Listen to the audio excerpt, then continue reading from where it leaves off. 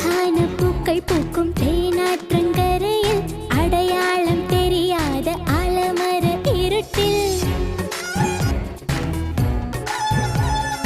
இருள் கூட அறியாத இன்பங்களின் முகட்டில் இரு பேரும் கைதான்